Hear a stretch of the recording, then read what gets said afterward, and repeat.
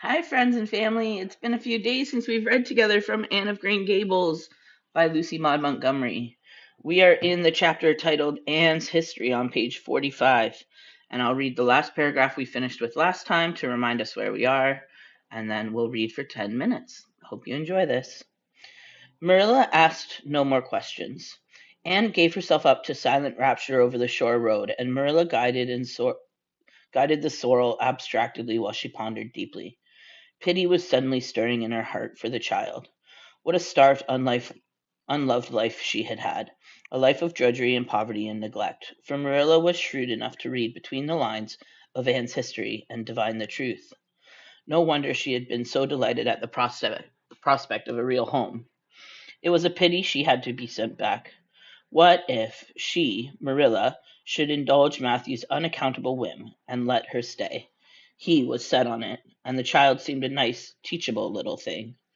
She's got too much to say, thought Marilla, but she might be trained out of that. And there's nothing rude or slangy in what she does say. She's ladylike. It's likely her people were nice folks. The shore road was woodsy and wild and lonesome. On the right hand, scrub firs, their spirits quite unbroken by long years of tussle with the Gulf winds, grew thickly. On the left were the steep red sandstone cliffs, so near the track in places that a mare of less steadiness than the sorrel might have tried the nerves of the people behind her. Down at the base of the cliffs were heaps of surf-worn rocks or little sandy coves inlaid with pebbles as with ocean jewels. Beyond lay the sea, shimmering and blue, and over it soared the gulls, their pinions flashing silvery in the sunlight. "Isn't the sea wonderful?" said Anne, rousing from a long wide-eyed silence. "Once when I lived in Marysville Mr. Thomas hired an express wagon and took us all to spend the day at the shore 10 miles away. I enjoyed every moment of that day, even if I had to look after the children all the time.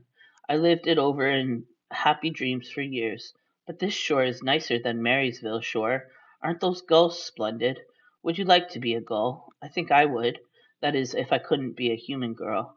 Don't you think it would be nice to wake up at sunrise and swoop down over the water and away out over that lovely blue all day, and then at night to fly back to one's nest?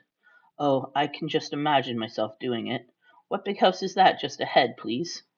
"That's the White Sands Hotel. Mr. Kirke runs it, but the season hasn't begun yet. There are heaps of Americans come there for the summer. They think this shore is just about right." "I was afraid it might be Mrs. Spencer's place," said Anne mournfully. "I don't want to get there. Somehow it will seem like the end of everything." Chapter 6. Marilla Makes Up Her Mind. Get there they did, however, in due season. Mrs. Spencer lived in a big yellow house at White Sands Cove, and when she came to the door with surprise and welcome mingled on her benevolent face. "Dear, dear," she exclaimed, "you're the last folks I was looking for today, but I'm real glad to see you. You'll put your horse in? And how are you, Anne?" "I'm as well as can be expected, thank you," said Anne smilelessly. A blight seemed to have descended on her. "I suppose we'll stay a little while to rest the mare," said Marilla, "but I promised Matthew I'd be home early. The fact is, Mrs. Spencer, there's been a queer mistake somewhere, and I've come over to see where it is. We sent word, Matthew and I, for you to bring us a boy from the asylum. We told your brother, Robert, to tell you we wanted a boy 10 or 11 years old." "Marilla Cuthbert, you don't say so," said Mrs. Spencer in distress. "Why, Robert sent word down by his daughter Nancy, and she said you wanted a girl, didn't she, Flora Jane?" Appealing to her daughter, who had come out to the steps. "She certainly did, Miss Cuthbert," corroborated Flora Jane earnestly. "I'm dreadfully sorry," said Mrs. Spencer. "It's too bad, but it certainly wasn't my fault, you see, Miss Cuthbert.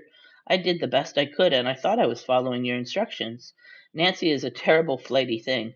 I've often had to scold her well for her heedlessness." "It was our own fault," said Marilla resignedly.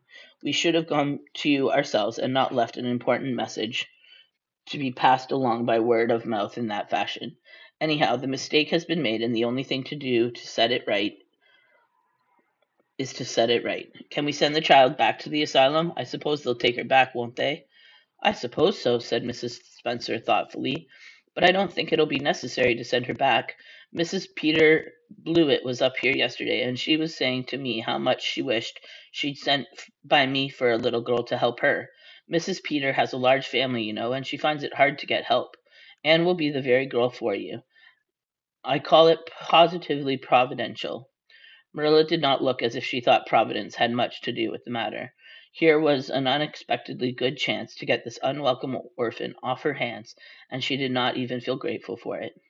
She knew Mrs. Peter Blewett only by sight as a small, shrewish-faced woman without an ounce of superfluous flesh on her bones. But she had heard of her. A terrible worker and driver, Mrs. Peter was said to be, and discharged servant girls told fearsome tales of her temper and stinginess, and her family of pert, quarrelsome children. Marilla felt a qualm of conscience at the thought of handing Anne over to her tender mercies. "Well, I'll go in and we'll talk the matter over," she said.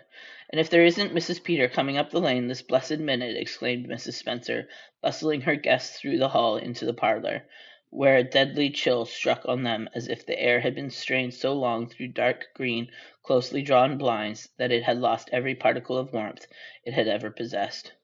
"That is real lucky, for we can settle the matter right away. Take the armchair, Miss Cuthbert, and you sit here on the ottoman and don't wriggle. Let me take your hats. Flora Jane, go out and put the kettle on. Good afternoon, Mrs. Blewett. We were just saying how fortunate it was you happened along. Let me introduce you two ladies. Mrs. Blewett, Miss Cuthbert. Please excuse me for just a moment. I forgot to tell Flora Jane to take the buns out of the oven." Mrs. Spencer whisked away after pulling up the blinds. Anne, sitting mutely on the ottoman with her hands clasped tightly in her lap, stared at Mrs. Blewett as one fascinated. Was she to be given into the keeping of this sharp-faced, sharp-eyed woman? She felt a lump coming up in her throat, and her eyes smarted painfully. She was beginning to be afraid she couldn't keep the tears back when Mrs. Spencer returned, flushed and beaming, quite capable of taking any and every difficulty, physical, mental, or spiritual, into consideration and settling it out of hand. "It seems there's been a mistake about this little girl, Mrs. Blewett," she said. "I was under the impression that Mr. and Miss Cuthbert wanted a little girl to adopt. I was certainly told so, but it seems it was a boy they wanted, so if you're still of the same mind you were yesterday, I think she'll be just the thing for you." Mrs. Blewett darted her eyes over Anne from head to foot. "How old are you, and what's your name?" she demanded. "Anne Shirley," faltered the shrinking child, not daring to make any stipulations regarding the spelling thereof. "And I'm 11 years old." "Humph, you don't look as if was much to you, but you're wiry. I don't know, but the wiry ones are the best after all. Well, if I take you, you'll have to be a good girl, you know, good and smart and respectful. I'll expect you to earn your keep, and no mistake about that. Yes, I suppose I might as well take her off your hands, Miss Cuthbert. The baby's awful fractions, and I'm clean worn out attending to him. If you like, I can take her right home now." Marilla looked at Anne and softened at sight of the child's pale face with its look of mute misery, the misery of a helpless little creature who finds itself once more caught in the trap from which it had escaped. Marilla felt an uncomfortable conviction that if she denied the appeal of that look, it would haunt her to her dying day. Moreover, she did not fancy Miss Blewett. To hand a sensitive, high-strung child over to such a woman, no, she could not take the responsibility of doing that. "Well, I don't know," she said slowly. "I didn't say that Matthew and I had absolutely decided that we wouldn't keep her. In fact, I may say that Matthew is disposed to keep her. I just came over to find out how the mistake had occurred. I think I'd better take her home again and talk it over with Matthew. I feel that I oughtn't to decide on anything without consulting him. If we make up our mind not to keep her, we'll bring or send her over to you tomorrow night. If we don't, you may know that she's going to stay with us. Will that suit you, Mrs. Blewett?" "I suppose it'll have to," said Mrs. Blewett ungraciously. During Marilla's speech a sunrise had been dawning on Anne's face. First the look of despair faded out, then came a faint flush of hope. Her eyes grew deep and bright as morning stars. The child was quite transfigured, and a moment later, when Mrs. Spencer and Mrs. Blewett went out in quest of a recipe the latter had come to borrow, she sprang up and flew across the room to Marilla. We'll stop there. Thanks for listening.